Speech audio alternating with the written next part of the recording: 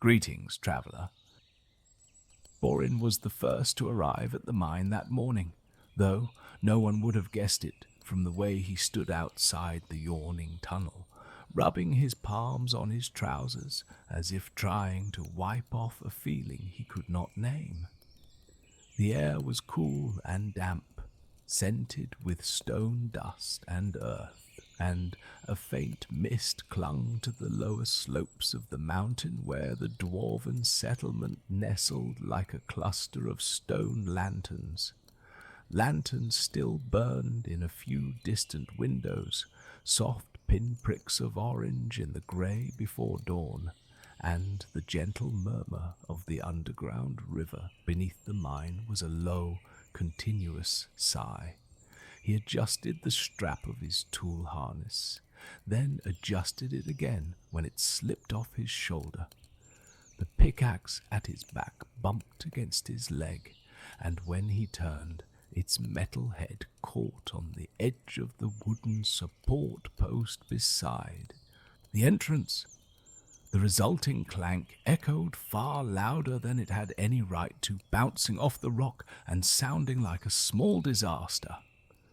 Borin flinched and glanced around, though no one was there to see him fumble yet. He tried to laugh at himself, a little quiet huff of air that fogged in the chill. It was easier, sometimes, to pretend that he found his own clumsiness amusing. Easier than acknowledging the familiar pinch in his chest whenever something slipped, cracked, or went awry in his hands. With a sigh, he stepped into the tunnel, boots meeting stone with a steady, if slightly uneven rhythm. The mine swallowed him in cool shadow, lanterns fixed at intervals along the walls, spilling a soft amber glow that left the edges of the passage in gentle gloom. Water dripped somewhere in the distance, counting out moments with unhurried patience. The walls, veined with metals and sparkling flecks of crystal, seemed to shimmer faintly in that light, as though the mountain were quietly breathing. Workers would arrive soon enough. Borin knew how it would go. A few nods, a muttered greeting or two, and at some point a joke being made just loud enough for him to hear. Nothing cruel, not by dwarven standards, just a remark about hoping he did not bring the ceiling down today, or about hiding anything fragile before Borin touched it.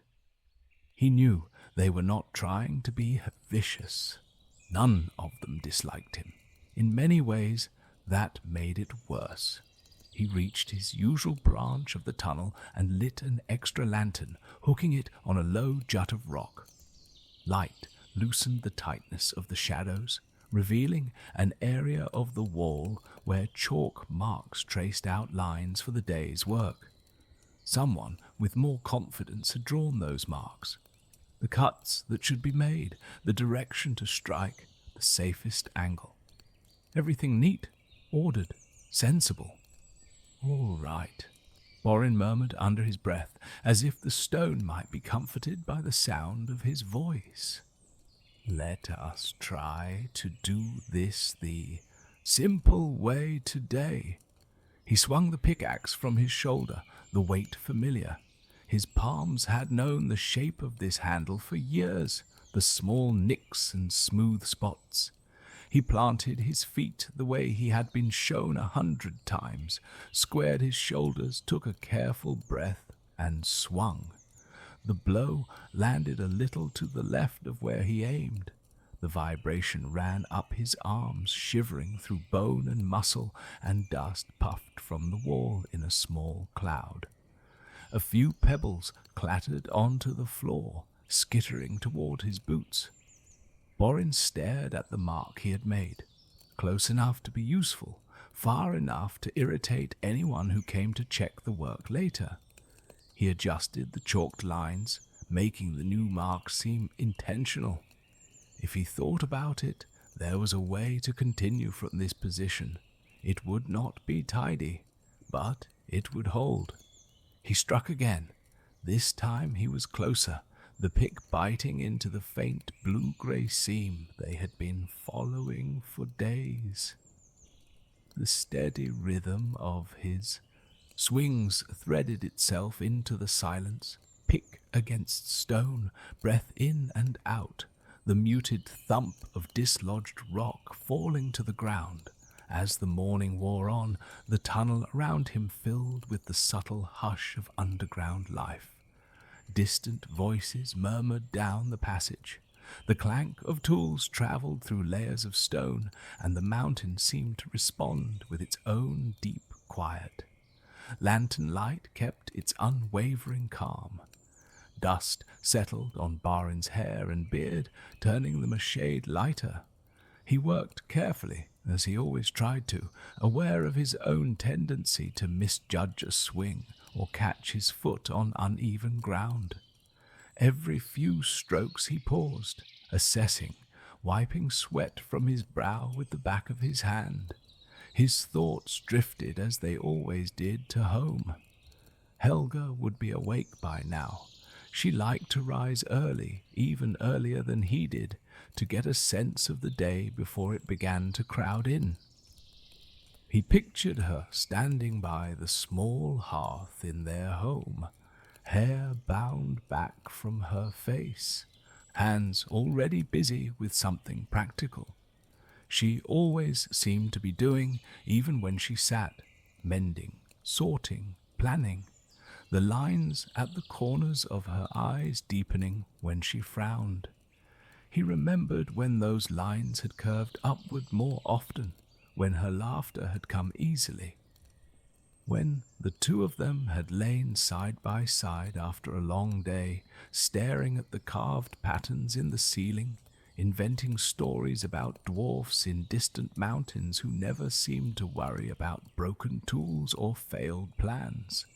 Back then, she had told him that she loved his heart, that his kindness was worth more than any gemstone, that his tendency to fuss over small birds fallen from nests or to bring home wildflowers he had trampled in picking was endearing. That felt a lifetime ago. Now, when a plan fell apart in his hands, the silence at home stretched longer. Her words were not cruel, but they were sharp. A remark about needing someone reliable. A tired exhale when he spilled something or came home, with yet another story of how a task had not gone quite as expected. Borin did not blame her. She worked hard as any dwarf he knew. She wanted a life that felt solid beneath her feet, not one that always seemed to wobble just a little. It was just that somewhere along the way, his missteps had stopped being amusing accidents and instead turned into proof of something he feared, that he truly could not be trusted to get things right. He swung again, harder than necessary, and winced at the jarring impact. The stone protested, flakes scattering, and a crack travelled farther than he intended. He stepped back quickly, listening with held breath, but the mountain stayed sound. No groan of shifting weight, no ominous rattling. "Careful," he muttered to himself, lowering the pickaxe. "There is no need to start the day by burying yourself." He leaned closer to the damaged section, lantern light pooling along the fractured surface. There, beneath the outer crust of rock, something glimmered faintly. At first, he thought it was just another vein of crystal, the kind that caught the light in a pretty way but had little else to offer. Yet, as he shifted the lantern, the glimmer did not merely reflect light. It seemed to answer it. Borin frowned, stepping even closer. Without thinking, he reached out, brushing dust aside with his fingertips. Stone crumbled away under his touch, and behind it a more intense color pulsed softly into view. Blue. Not a flat or dull blue, but deep, alive, like mountain lakes in old stories. lakes that held the sky in their depths. The glow was subtle, but it was there, a gentle radiance that did not come from any lantern. His breath left him in a quiet sound of wonder. Setting the lantern down, Borin fetched a smaller tool from his belt, a chisel with a fine edge. He worked with a sudden, almost reverent care, chipping away at the surrounding rock in tiny bites. Each flake that fell revealed more of the blue, until it was no longer a vein, but a surface, smooth and curved.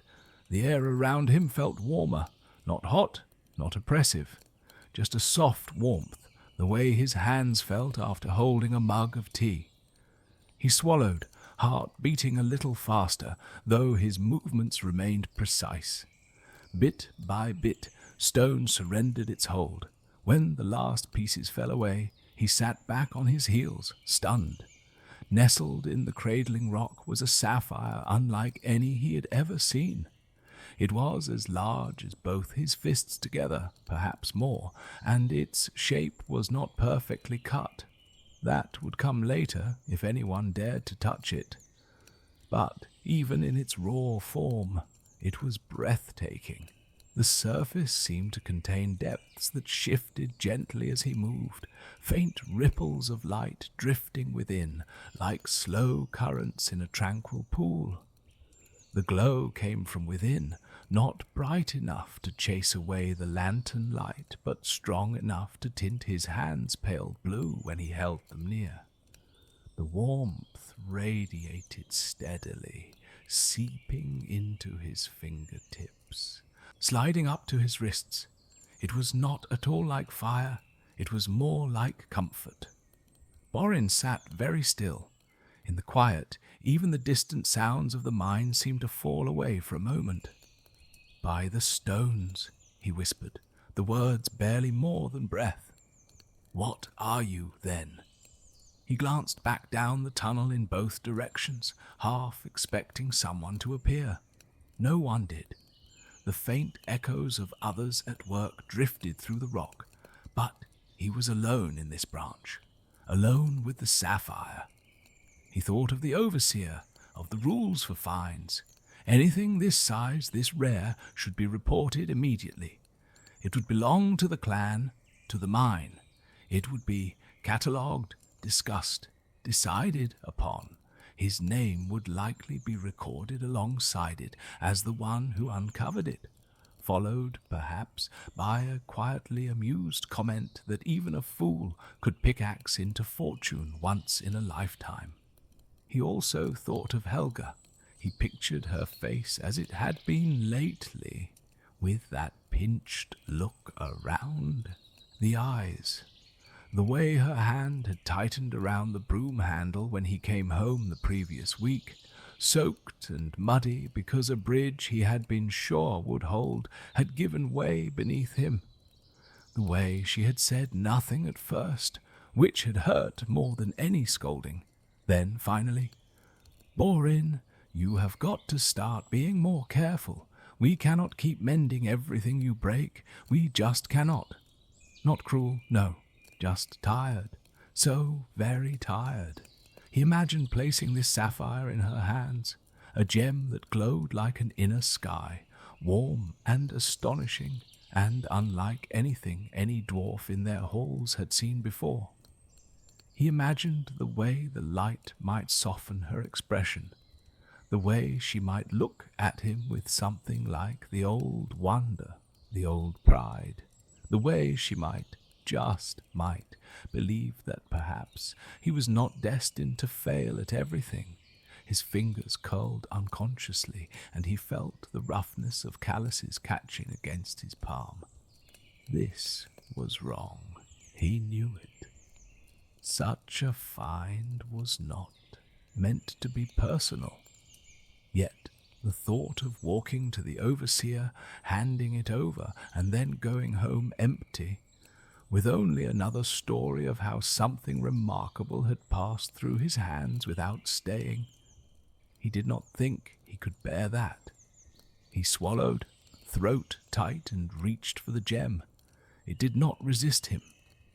That was a foolish notion, he told himself, even as he felt a flicker of hesitation, as if the sapphire might belong more to the mountain than to anyone else.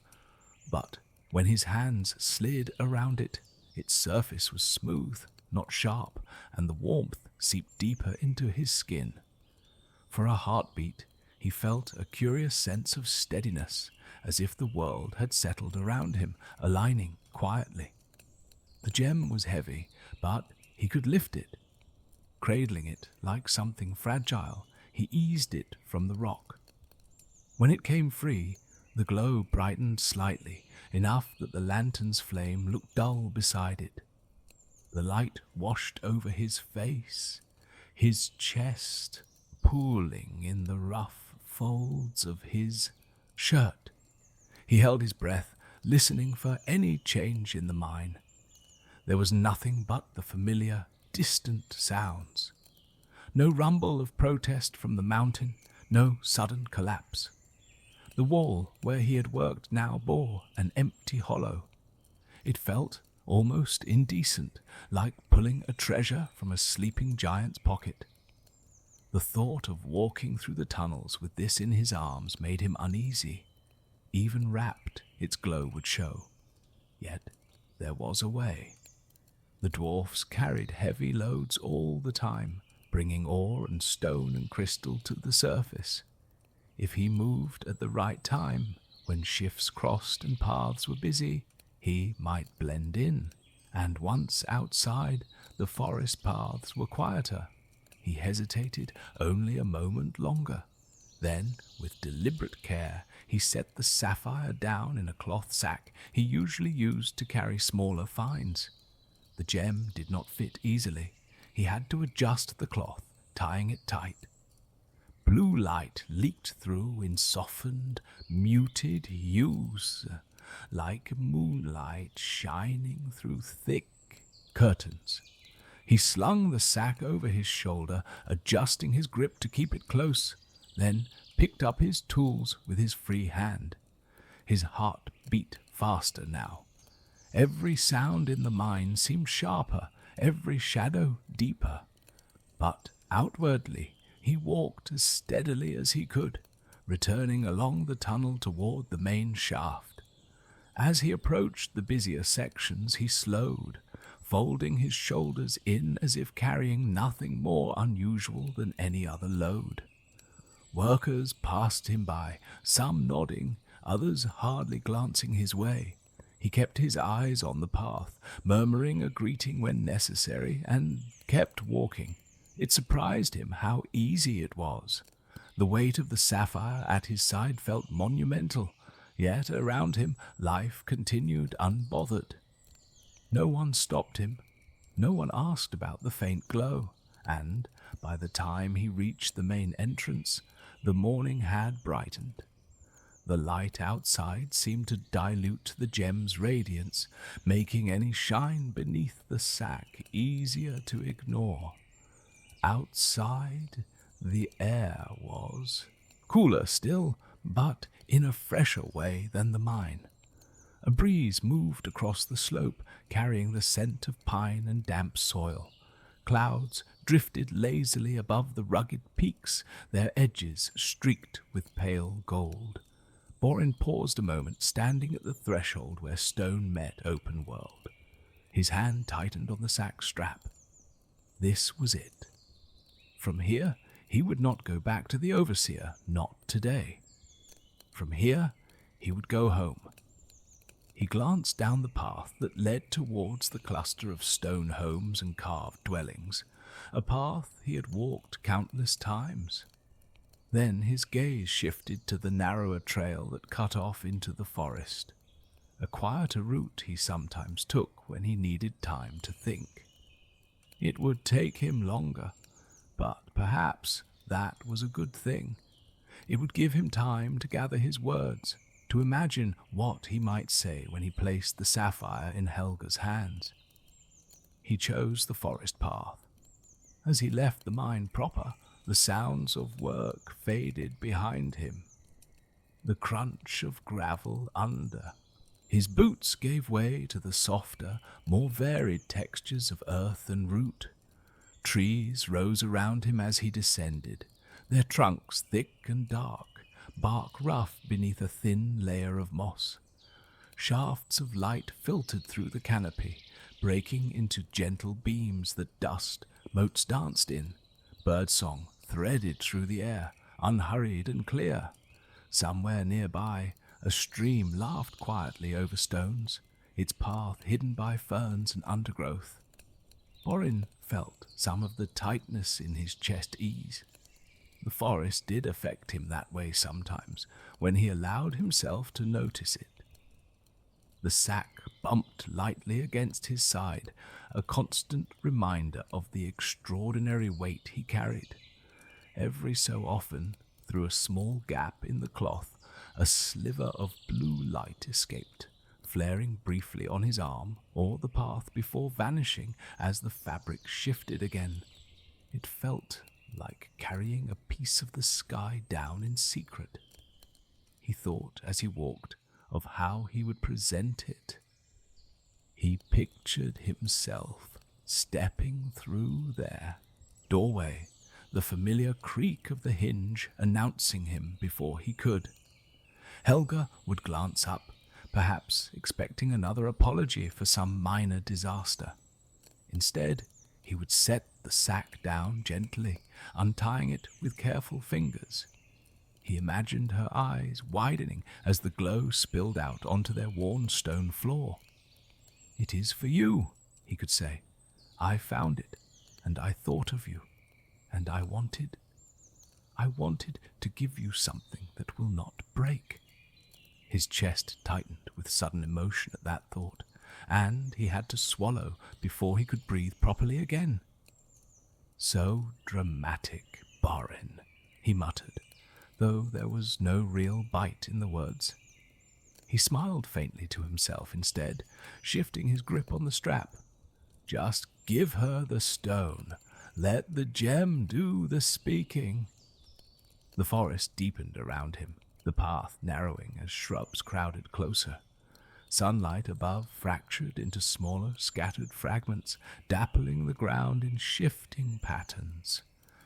Every now and then he had to step over a fallen branch or skirt a patch of damp earth where moss glowed a vibrant green. He almost did not hear the first rustle. It was a small sound, easily mistaken for a squirrel in the undergrowth or a bird hopping through leaves. He might have ignored it had it not come again, from the other side of the path this time, almost in echo.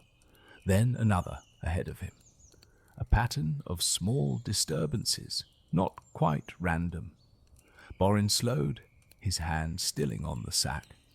The forest was not silent. Birds still called, and the stream still murmured, but beneath those sounds something waited. He felt the hairs on the back of his neck rise. "Hello," he called, voice cautious but not yet afraid. "If anyone is there, I am just passing through. Nothing worth." He cut himself off. There was something very worth. Something in the sack at his side. A shape darted across the path ahead, too quick to identify clearly. It was low to the ground, hunched but nimble. Another moved. Behind him, rustling leaves. Borin turned slowly, heart kicking up a notch, his free hand hovering near the hammer at his belt. He was not a warrior, but dwarves learned a thing or two about self-defense, if only to avoid being entirely helpless. The creatures emerged gradually from the undergrowth, as if their courage grew with each passing heartbeat. Small figures, no taller than his chest, with wiry limbs and narrow, sharp features. Their ears were pointed and bat-like, their eyes bright and yellow in the filtered light. Their skin held the color of damp stone and earth, mottled and rough, and their clothes were little more than scraps of leather and rough woven cloth. Each one held something, a dagger, a short spear, a sling, a crooked staff. Kobolds. Borin's mouth went dry. He had heard stories, of course. Miners told tales of kobolds who tunneled in secret, who admired gems and metals with a possessiveness that bordered on madness. Creatures who scavenged and stole and knew the underpaths of the world as well as any dwarf. Often the stories were exaggerated, told over ale to add a little thrill to otherwise routine days. Yet here they were, several of them circling him in a loose ring. The largest of them, though that was not saying much, stepped forward. It wore a scrap of red cloth tied around its arm and had a jagged scar across its snout. Its eyes flicked to the bulging sack and the faint glow that seeped through. Its lips pulled back, revealing sharp, needle-like teeth in what might have been a grin.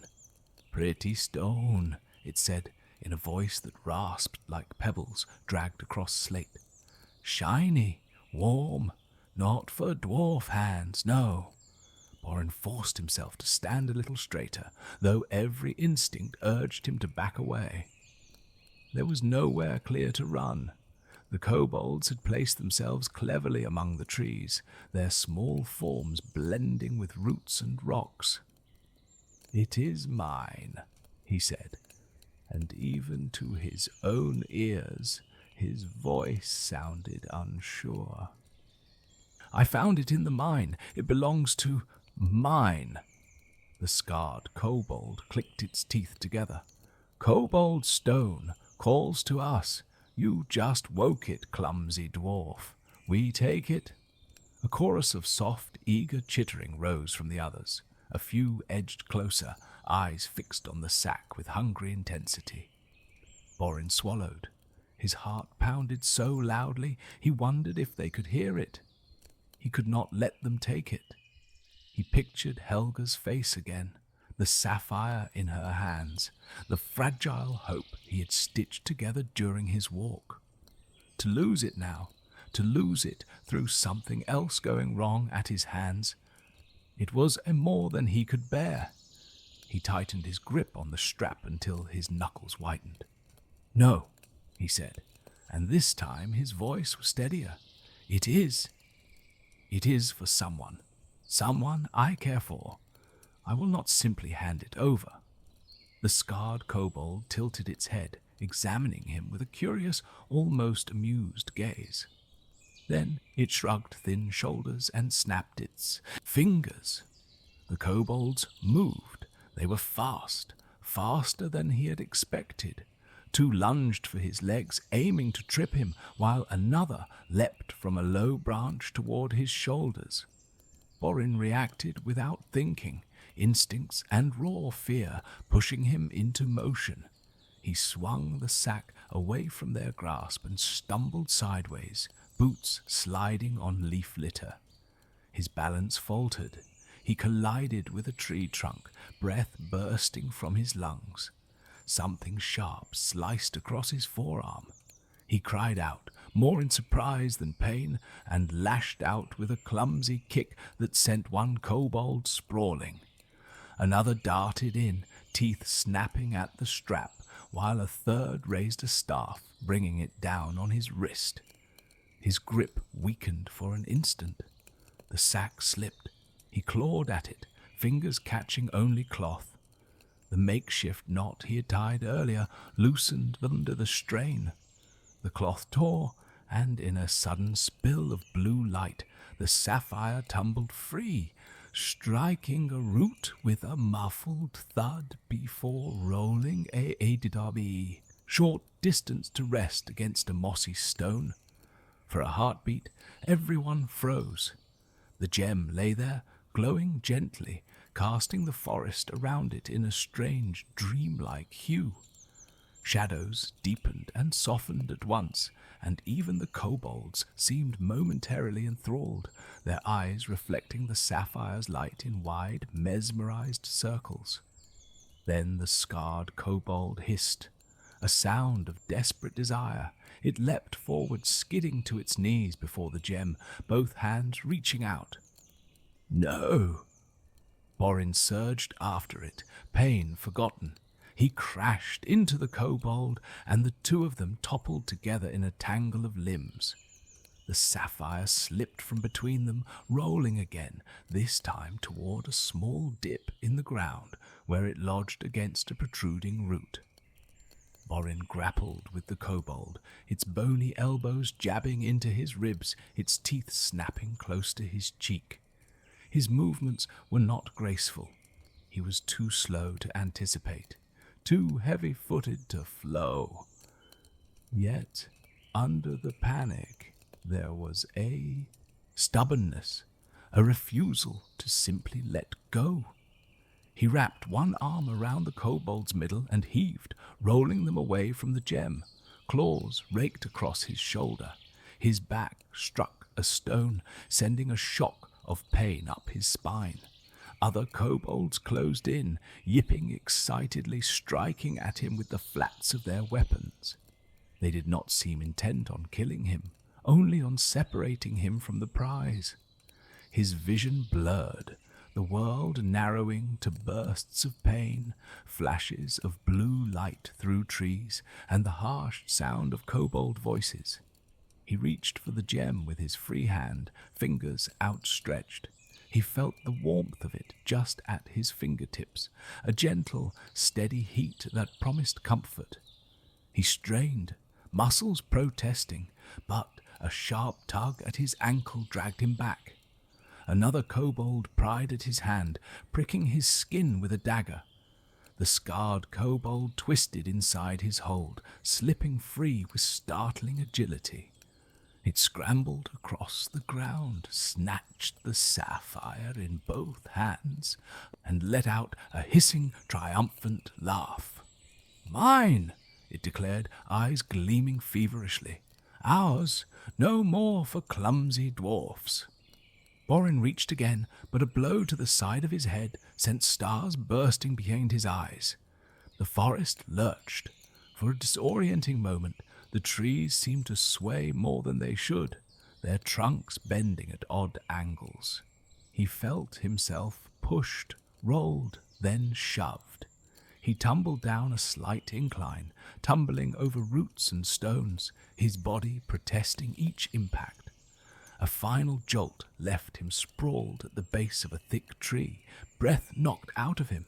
He lay there, chest heaving, the taste of iron in his mouth. Above, through the canopy, fragments of sky showed, a pale, indifferent blue. He heard the kobolds retreat then, their chittering voices receding into the depths of the forest, branches rustling as they moved with sure-footed ease. Within moments, it was as though they had never been there at all, save for the lingering echo of their laughter. The warmth that had been a steady presence at his side was gone. He lay there for some time, unable to move, listening to the ordinary sounds of the forest drape themselves back over the clearing, polite and unconcerned. When he finally managed to sit up, every part of him hurt. His forearm bled from a shallow cut, blood matting the hair there. His shoulder throbbed, his ribs ached, and his head felt thick, as if someone had stuffed it with wool. He pressed his hand gingerly to the sore spot at his temple and winced. The sack lay torn a few paces away, empty. Borin stared at it, at the scraps of cloth, at the faint smear of blue light still clinging in his memory to the forest floor. He had found something extraordinary. He had dared just once to think of it as his, as something he could offer that would not fail or falter in his hands. And then, through a mixture of chance and his own inability to move like anything other than a stumbling ox, he had lost it. Of course he had. The thought struck with such bleak clarity that for a moment all he could do was sit there and breathe through it. He could go home now. He could limp back through the trees empty-handed and try to find words to explain why yet another plan had come apart. He could tell Helga there had been kobolds, that they had stolen something rare, something precious, something he had meant for her, if only he had managed to hold on to it. She would believe him. Helga was not unfair, but there would be a look in her eyes, a brief, unguarded flash of confirmation that this was exactly what always happened when Borin tried to make something better. His throat tightened. He lowered his hands, staring at his bruised, bleeding fingers. In the quiet of the forest, beneath the watchful stillness of the trees, a thought came to him. It was small at first, like a spark tucked deep inside dull coal.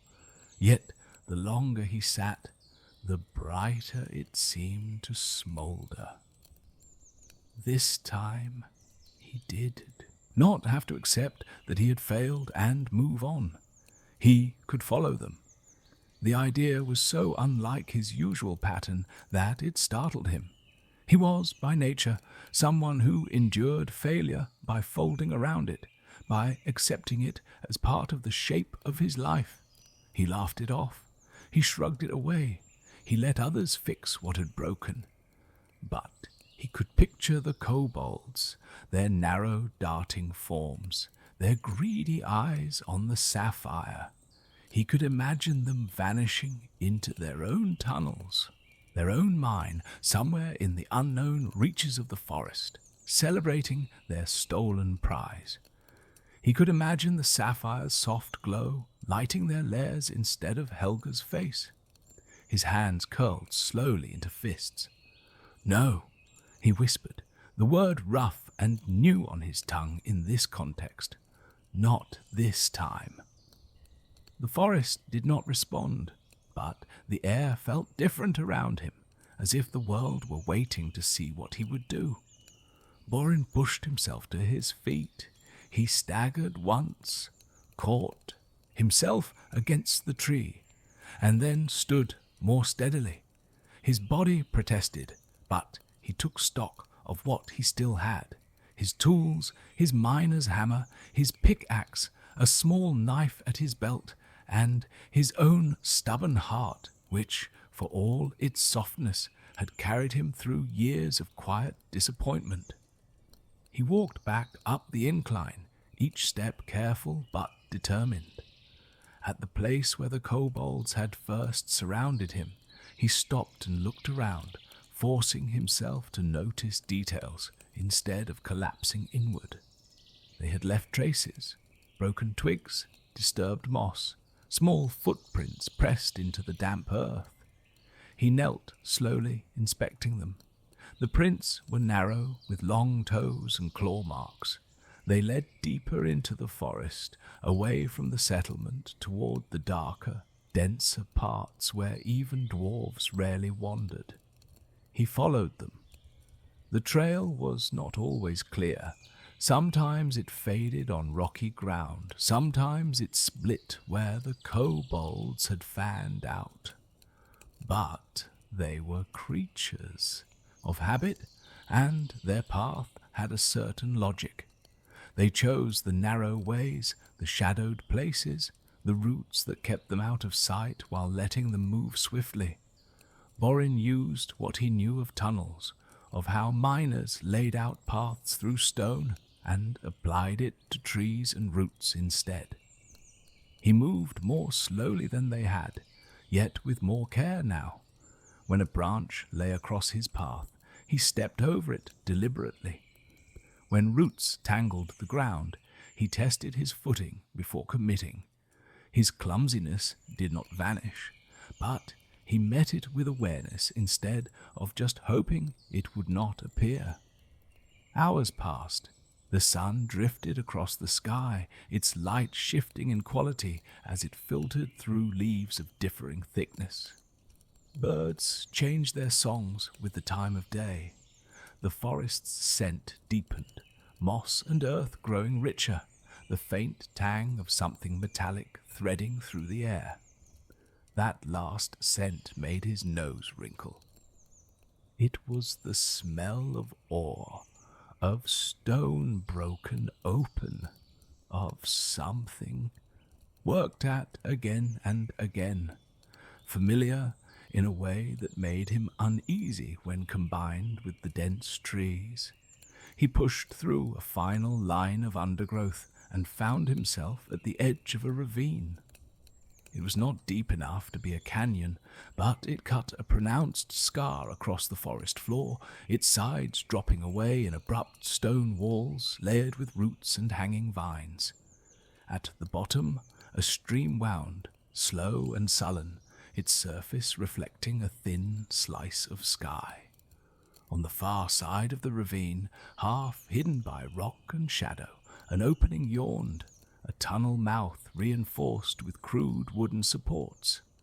Above that tunnel, someone had hung bones, small bleached bones strung together on cords, clacking softly whenever the breeze stirred them.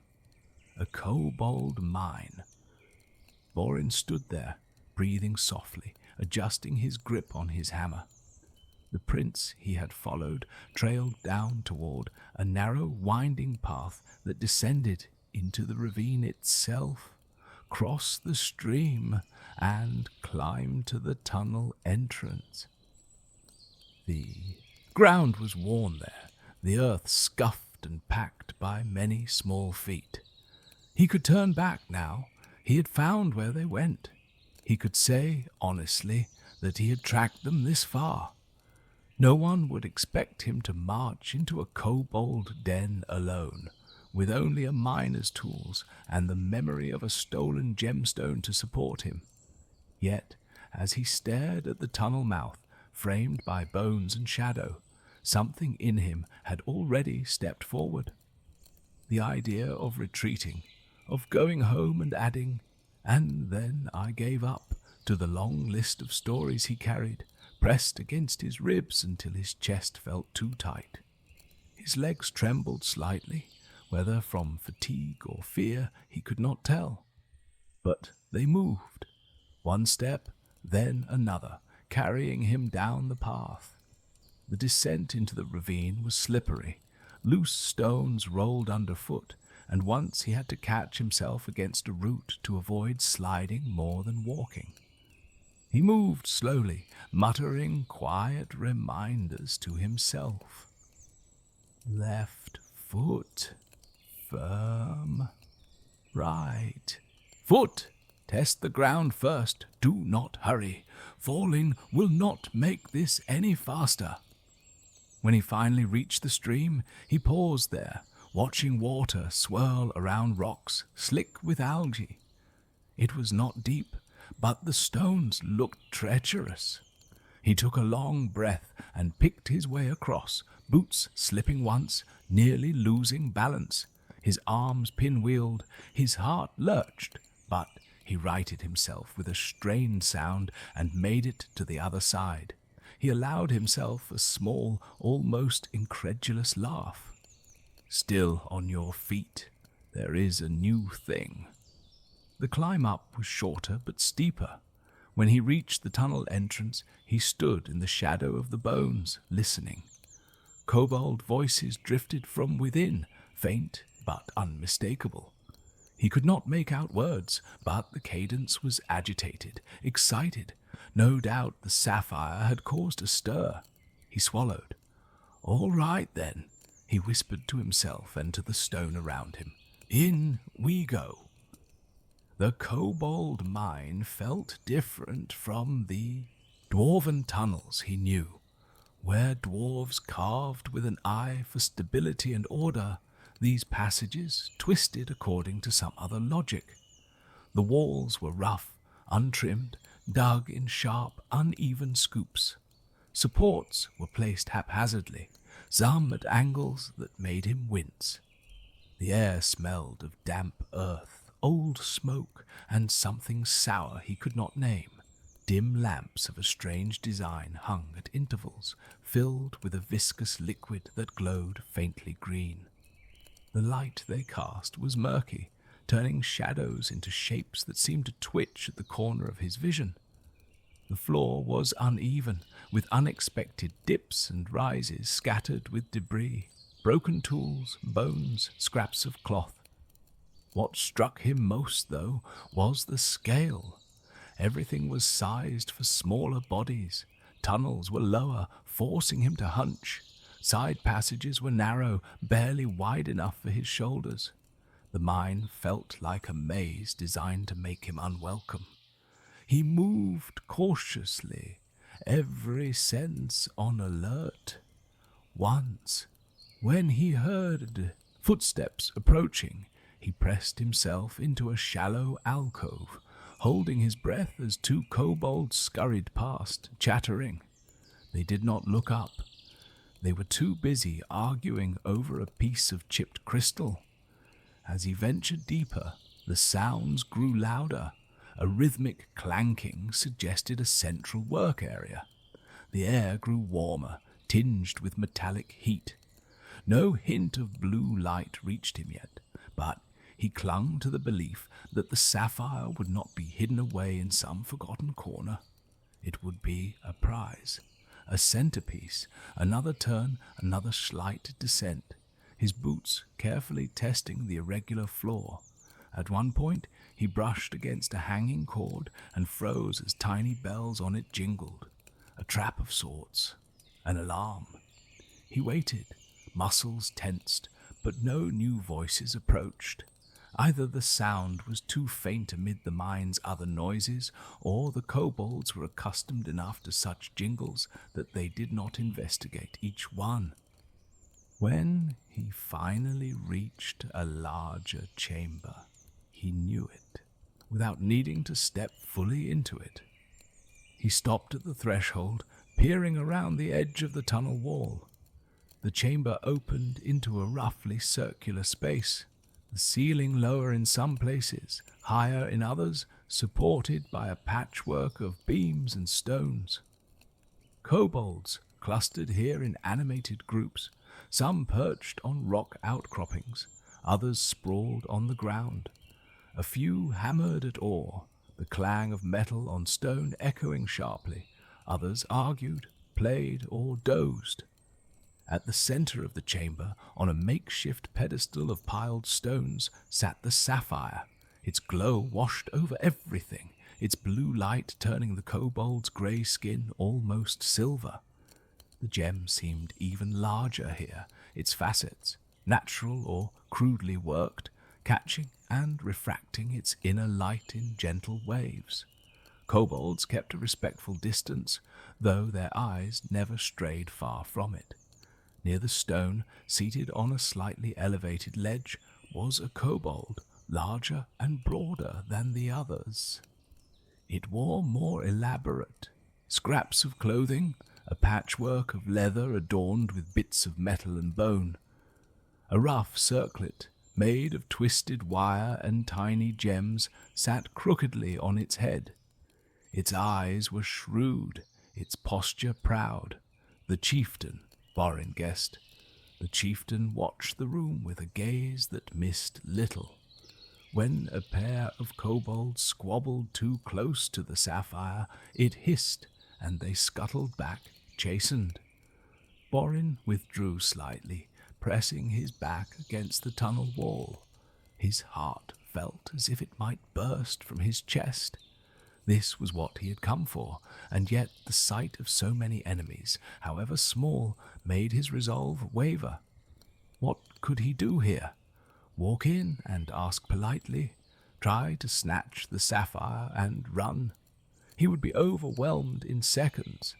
But he had gotten this far. He had tracked them. He had entered their mine. He had observed without being seen.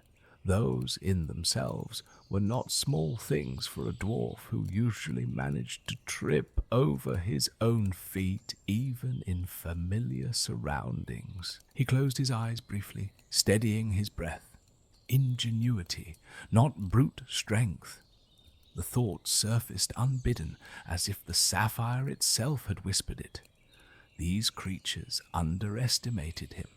They had seen only a clumsy dwarf in the forest, not someone who understood stone and tunnel, weight and balance. He opened his eyes and looked up. The chamber ceiling was irregular. In one section, a large slab of rock jutted out, supported by a few haphazard beams and the natural grip of surrounding stone. It did not look immediately dangerous, but to a miner's eye, its balance seemed precarious. Above the chieftain's ledge, a cluster of stalactite-like formations hung, long and thin, dripping mineral deposits. Some were cracked at the base.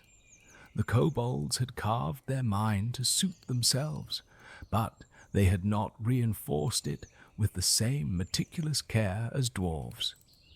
There were stresses here, unseen by them, obvious to him. He did not want to bring the whole chamber down. He did not want anyone buried if it could be avoided. But perhaps, just perhaps, there was a way to create a distraction, a small collapse in the right place to scatter them, to draw them away from the sapphire for a crucial moment. Borin retreated a few steps, his mind tracing the skeleton of the rock around him. He sought a side tunnel that climbed slightly above the main chamber, one he could use to access the weaker sections without being immediately visible. After a brief search, he found one, a narrow passage that rose at a steep angle, branching from the corridor he stood in. He squeezed into it, ducking low, his shoulders brushing rough stone. The ascent was awkward. More than once he knocked his elbow or banged his head, muttering quiet apologies to the rock and to his own skin. But he persevered. At the top, he found what he had hoped to find, a small niche overlooking the chamber from above. Through a jagged gap in the rock, he could glimpse the chieftain's ledge below as well as the sapphire's pedestal slightly to the side. The ceiling here was thinner. He could see where the larger slab extended and where cracks etched their way along its edge. If he struck just right, he could dislodge a piece. Not enough to crush, but enough to rain down debris near the chieftain. That would cause chaos. He took out his chisel again, hand steady now despite the tremble in his muscles. He pressed the flat of his palm against the stone, feeling for its heartbeat, the lines of pressure within it. Years of work had attuned him to such things, clumsy though he was in other ways. "Not too much," he whispered under his breath, speaking to the rock as much as to himself. "Just a little shift. Help me, and I'll respect your rest after." He placed the chisel in a small crack, angled carefully, and raised his hammer. The first tap was light, testing. The stone responded with a faint, almost imperceptible shiver. He adjusted, struck again, a little harder. Dust trickled from the crack, falling through the hole in fine, shimmering strands. He heard it drift into the chamber below, but no cries of alarm followed. Another strike. The crack deepened, spreading like a hairline fracture through glass. The slab groaned, a low sound that vibrated up his arm. He paused, listening, gauging. The chieftain's voice drifted up, annoyed. "Something loose," fixed later. It snapped at one of the nearby kobolds. "Stone old, always complaining." Borin almost smiled despite himself. He refocused, breathed in slowly, and delivered one last sharp blow. The crack gave. There was a moment of perfect stillness, as if the mine held its breath. Then the weakened section of the slab shifted, sliding a hand's breadth. Stone grated against stone. A shower of pebbles and dust fell first, followed by larger chunks, fist-sized pieces, rough-edged fragments. They crashed down near the chieftain's ledge, some bouncing off the edge, others striking the floor. Kobolds screeched and scattered, many throwing themselves flat. The chieftain scrambled away from the falling debris, losing its proud bearing in a tangle of limbs. For a few seconds, the chamber was all noise, shouts, coughs, the thud of rock. The sapphire, blessedly, remained untouched on its pedestal. Borin did not wait. As soon as he heard the cries below, he tucked away his tools and scrambled back down the narrow passage. His breath came fast, but his movements had a clarity he rarely felt. The moment he reached the main corridor, he broke into a half-stooped run toward the chamber entrance. The scene he burst into was chaos. Dust hung thick in the air, tinged faintly blue by the sapphire's glow. Kobolds coughed and cursed, some still on the ground, others rushing to inspect the damaged section of the ceiling. The chieftain barked orders, waving its arms, attention focused upward where the rock had shifted. No one was looking at the sapphire. Borin moved. He kept to the side, hugging the wall, his dwarven frame surprisingly unseen in the confusion. A kobold darted past him without so much as a glance, carrying a crooked plank toward the fallen stones. Another dug through debris, checking for injuries. He reached the pedestal. Up close, the sapphire's light wrapped around him like a familiar embrace. The warmth brushed against his bruises, soothing them for a heartbeat. "I am sorry," he whispered to the gem and to the mountain both, as if taking it again was another violation. "But I cannot leave you here." He lifted it with both hands. The weight settled into his arms, heavy but bearable, the warmth pulsing stronger. For a dizzy moment, he felt calmer than he had any right to feel, as if the sapphire's inner stillness was seeping into him. Then a shout cut through the commotion. "Dwarf!" The chieftain had seen him, their gazes locked, Borin clutching the gemstone, blue light painting his face. The chieftain, dust in its rough fur, eyes blazing with fury and disbelief. "Stop him!" it screeched, voice cracking with rage. Kobolds turned, their earlier panic forgotten, replaced by singular focus. They surged toward Borin like a wave of grey and brown and flashing metal. He ran. It was not graceful, it was not swift, but it was determined. He cradled the sapphire close to his chest with one arm and used the other to balance himself as he navigated the uneven chamber. Kobolds leapt at him, but he dodged, not smoothly, but effectively enough. One grabbed at his leg. He shook it off with a forceful kick, nearly losing his own balance in the process. He aimed for the tunnel he had entered through. A spear grazed his side, slicing cloth and skin. He grunted, but did not stop. A sling stone struck his shoulder, adding another bruise to the collection. He stumbled, righted himself, and charged into the corridor. The lower ceiling worked to his advantage now. The kobolds had to bunch up behind him, their numbers working against them in the tight space. He could hear them scrambling, shouting, but their small legs could not quite match the longer strides of a dwarf running for everything he held dear. He did not know the mine's layout as they did, but he trusted the path he had taken in and his memory of each twist and rise. He ducked a hanging cord without needing to see it, recalled the shallow dip that he had nearly tripped in before, and stepped over it properly this time. Fear sharpened his awareness. but so did something else.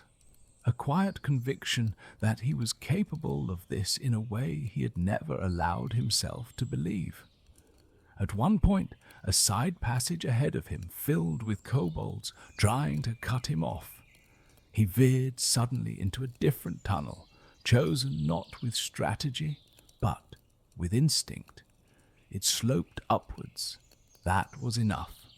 The murky green lights of their lamps flickered as he passed, giving way gradually to the faint suggestion of natural light. The air cooled, slightly, losing some of its stale underground heaviness. Behind him, the kobolds' voices grew fainter, though whether from distance or their decision not to follow him above ground, he could not tell. He burst out of the tunnel mouth into the ravine air, lungs burning, legs trembling. The sapphire's glow paled in the full light of day, but its warmth remained, an anchor in his arms. There was no time to rest.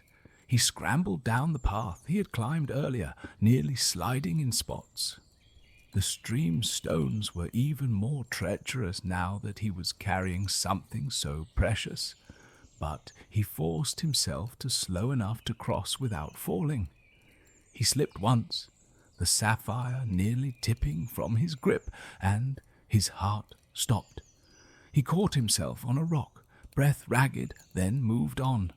Only when he reached the far side of the ravine and the cover of the trees again did he dare to stop and listen. The forest met him with its usual sounds. Bird song, leaves shifting in the breeze, the murmur of water below. No kobold cries followed. They might be watching from the tunnel mouth, he knew, but kobolds preferred the shelter of underground. They rarely pursued far into open daylight. Borin's knees threatened to give way. Carefully he sank down onto a mossy rock, still holding the sapphire close. He rested his forehead briefly against its smooth surface. "You are heavier than you look," he murmured, voice trembling with exhausted relief. "But worth every step." The gem's warmth seeped into his aching arms and bruised ribs, not healing them, but making the pain feel somehow more distant, more manageable. He closed his eyes for a moment, breathing slowly, letting the tremors in his muscles ebb. Eventually, he wrapped the sapphire once more, this time with more care, using his outer tunic in addition to the torn sack, tying it in a way that left fewer gaps for the light to escape. It still glowed faintly through the layers, but it was less obvious now, especially under the dappled shade of the forest. The journey back to the settlement felt longer than the path out, but lighter in another way.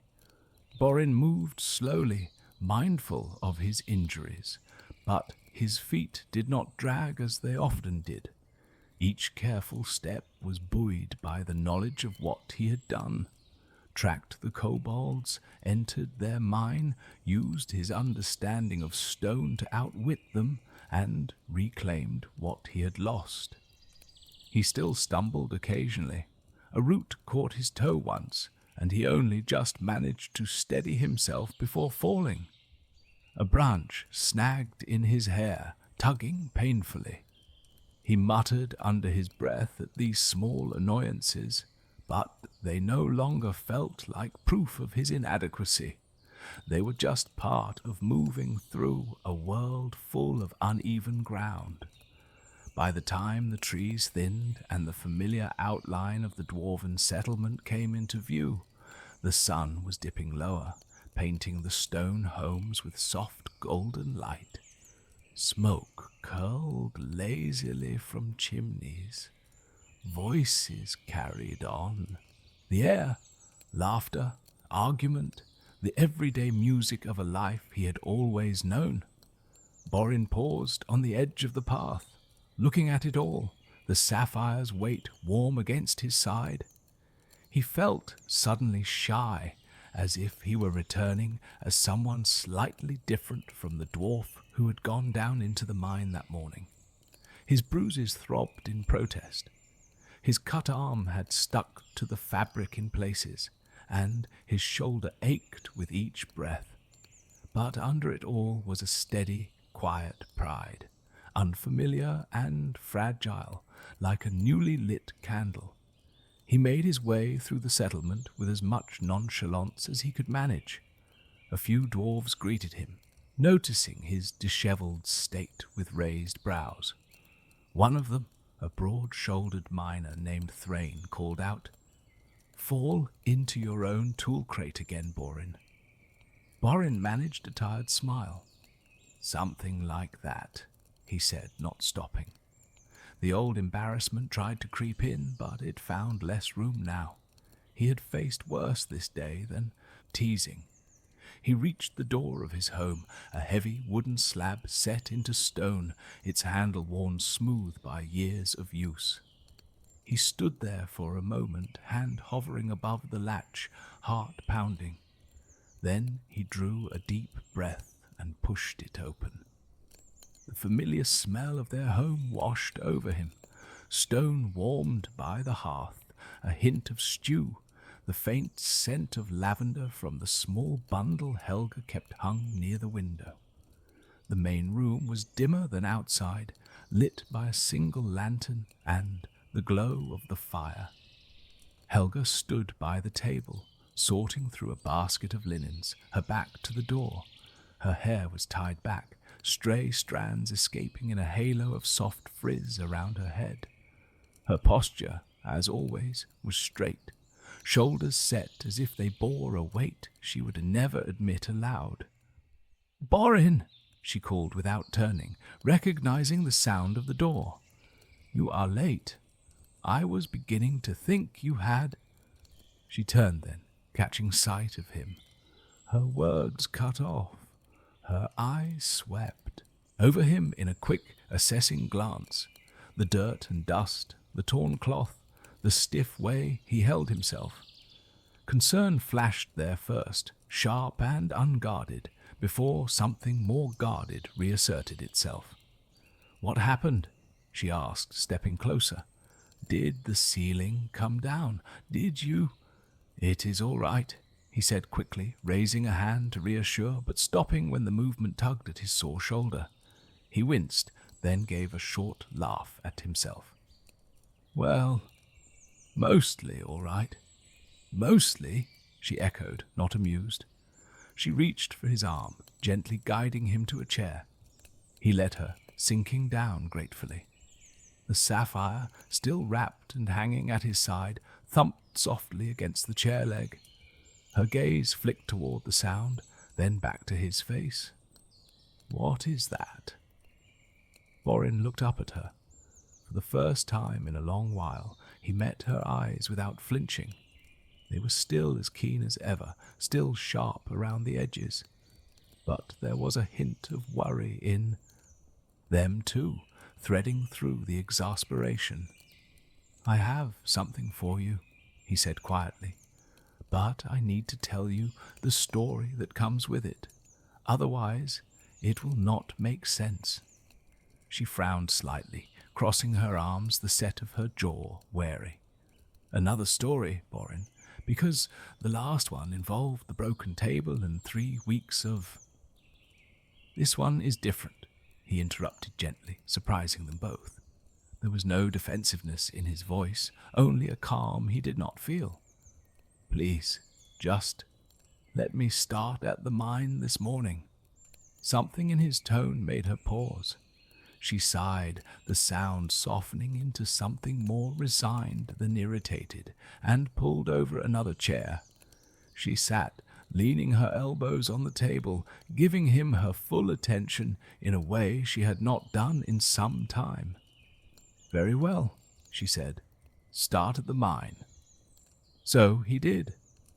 He told her about the quiet morning, the pick striking just off its mark, the dust and sweat and the familiar ache in his shoulders. He told her about the glimmer he had seen in the rock, about the careful work to free the sapphire. He tried to find the right words to convey its beauty without sounding as if he were exaggerating. "It glowed, Helga," he said softly, his hands unconsciously shaping the air as if the gem floated there. "Not like lantern light, like something alive. And it was warm.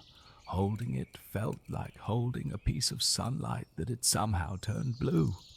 Her brows knitted, skepticism warring with curiosity. "And you brought it to the overseer, as you should." He hesitated, then shook his head. "No, I thought of you, of us, and I took it with me instead." She closed her eyes briefly, pinching the bridge of her nose. "Borin." "I know," he said quickly. "I know how that sounds. It was selfish. It was against the rules. I am not pretending it was the sensible thing to do. But it felt, for once, like something I could give you that was more than another apology and a promise to do better." Her eyes opened again, softer now, but still wary. "And then—" He told her about the forest walk, the kobold ambush, the fight he had not been ready for. He described the blur of small bodies, sharp teeth, the way the sapphire had rolled from his grasp and into theirs. His voice tightened when he admitted he had lost it, the words tasting bitter. "I lay there," he said, staring at his hands, "and I thought, of course this is what happens. You had something good, and you let it slip away, just like always." Helga's hand, which had been resting on the table, flexed slightly, fingers curling. He did not look up yet. "And then," he continued after a breath, "I realized I did not have to stop there. I could follow them. I could try to make it right. Not by finding something else, not by pretending it had never happened, but by going after what I had lost." He told her how he had tracked the kobolds, how he had found the ravine and their mine. His description of the kobold tunnels made her eyes widen just a little. When he spoke of using the rock overhead, of judging where to strike, of causing a controlled collapse, there was the faintest hint of pride in his voice. Nothing boastful, just a quiet acknowledgement of his own skill. "You should have seen their faces when the stones fell," he said, and a small, genuine smile tugged at the corner of his mouth. "For once, something I hit did exactly what I meant it to do. It scared them, but it did not hurt them. It gave me a chance." "And you took the sapphire back," Helga said softly. He nodded. "It was not elegant. I ran, and I tripped, and they hit me with more things than I care to count. But yes, I took it back. I brought it home." The room was silent then, save for the soft crackle of the fire. Slowly, Borin reached for the wrapped bundle at his side. His fingers were stiff, but they worked the knots free. The cloth fell away, and the sapphire's glow spilled into the room. Helga gasped. The gem sat in his palms like a captured star. Its blue light washed over the stone walls, over the table, over her face. In its reflection, her eyes seemed deeper, their brown touched with hints of other colors. The warmth spread, gentle and enveloping. "It is for you," he said quietly, holding it out. "I do not know what will happen when the overseer learns of it. I do not know what the clan will decide. But before any of that, I wanted you to see it.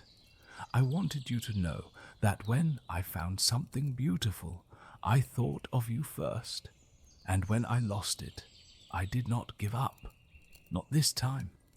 Helga did not speak at once. She looked from the sapphire to his bruised face, to his torn sleeve, to the cut on his arm. Her gaze lingered on the places where the gem's light softened the purple of his bruises, turning them almost gentle. "Borin," she said, and his name held so many things at once: exasperation, disbelief, concern, something like tenderness, that it made his throat tighten. She reached out, fingers hovering over the sapphire as if afraid to touch it. Then, very carefully, she let her hands cradle his, sharing the gem's weight for a moment. The warmth flowed into her, too, loosening the tension in her shoulders. "You went into a kobold mine," she said slowly, "alone, with no one to watch your back, just to get this back." "Yes." His voice was steady now. There was no apology in it, only simple truth. "Because losing it felt like losing. More than a stone. It felt like losing another chance to show you that I can be more than the dwarf who breaks things." She looked at him then, really looked. The lamplight and the gem's glow together revealed all the small details.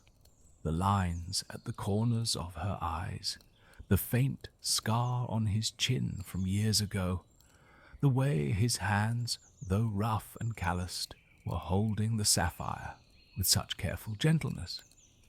"You are a fool," she said at last, but the words were soft, almost fond.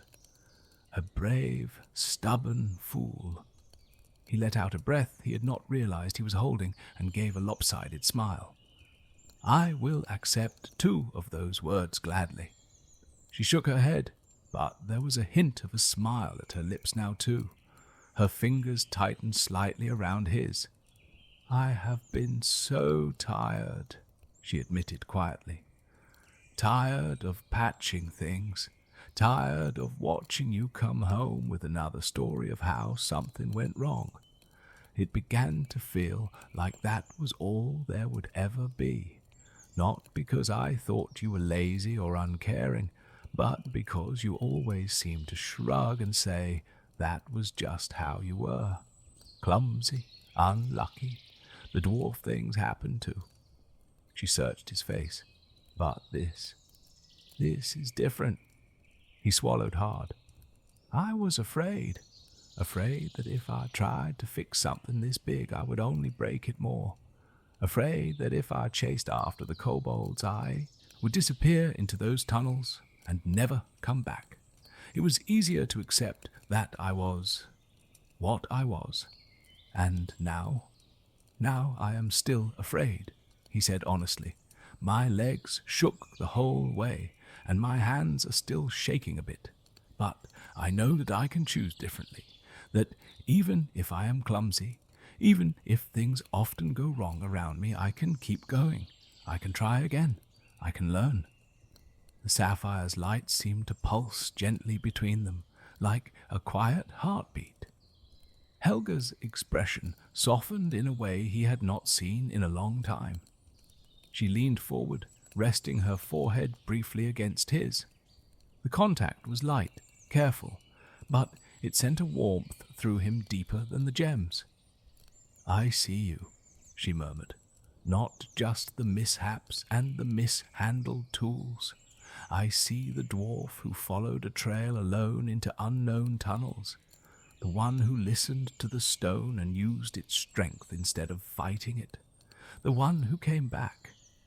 He exhaled, the sound shaky, as if something knotted inside him was slowly unwinding. "I am still me," he said. "I will still bump into things. I will still spill soup." A faint smile. "But I will not walk away so quickly when something breaks. Not anymore." She pulled back just enough to meet his eyes, her own glistening slightly in the sapphire's glow. "Then we will patch things together," she said. "Not just the tables and chairs, the rest as well." She shifted her hands, taking more of the sapphire's weight into her own palms.